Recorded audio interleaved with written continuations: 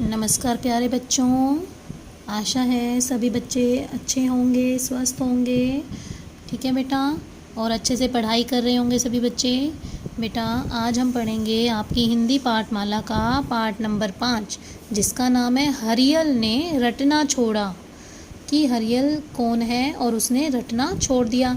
हरियल एक तोते का नाम है बेटा इस लेसन में, और उसने रटना छोड़ दिया। यानी कि जब आपको कोई पाठ पढ़ाते हैं तो कुछ बच्चे ऐसे होते हैं जो उसको रटते हैं, यानी कि बार बार दोहरा दोहरा कर बस उसको याद अच्छे से कर लेते हैं, रट लेते हैं, लेकिन उसको समझते नहीं हैं। अगर हम किसी बात को अच्छे से समझ करके याद करेंगे तो वो बेटा हमें लाइफ टाइम याद रहेगी। लेकिन अगर हम ऐसे बोल बोल के बस रट्टा मारेंगे तो वो हमें कभी भी याद नहीं रहती है। ठीक है, तो इसलिए हमें जो भी पाठ पढ़ाया जाए उसको अच्छे से समझ के और फिर उसे याद करना चाहिए। ठीक है बेटा, तो पढ़ते हैं।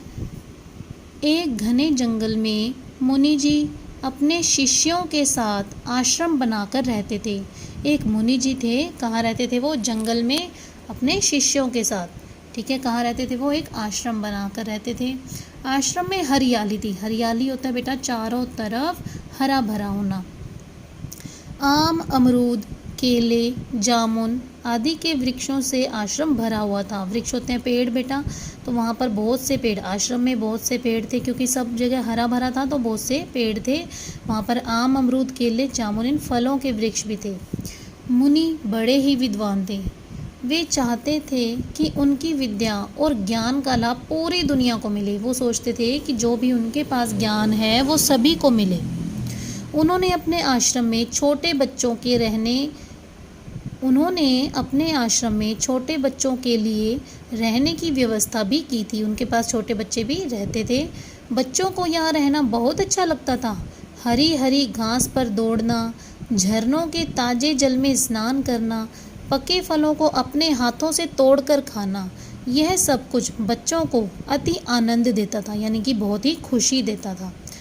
बच्चे चिड़ियों का चहचहाना सुनते, हिरन और खरगोश की दौड़ देखते। यानी कि चिड़ियाँ क्या करती थी? चहचहाती थी, और हिरन और खरगोश क्या करते थे? दौड़ लगाते थे।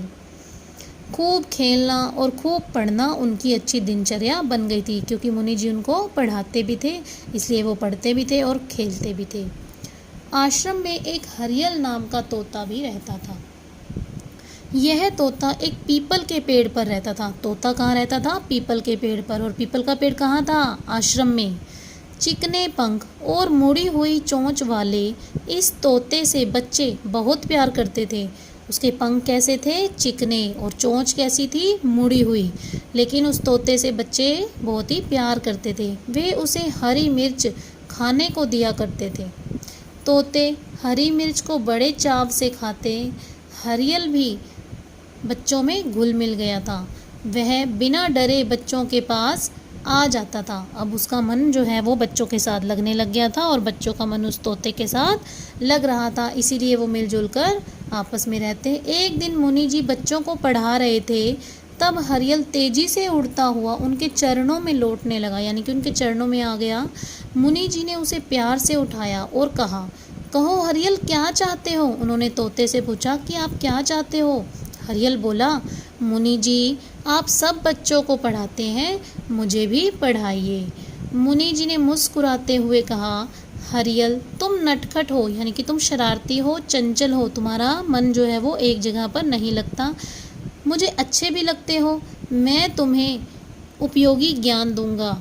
तुम इस ज्ञान को अपने साथियों तक पहुंचाना। जो भी आपके सारे साथी हैं सभी साथियों तक ये ज्ञान जो मैं आपको दूंगा उस ज्ञान को आगे भी पहुंचाना। यानी कि अब देखो, जो ज्ञान आपको मिलता है उसे आप उस ज्ञान को बेटा आगे भी बांटना चाहिए, ताकि सभी ज्ञानवान हो सकें। ठीक है बेटा, आज के लिए इतना ही। आगे का पाठ हम कल पढ़ेंगे।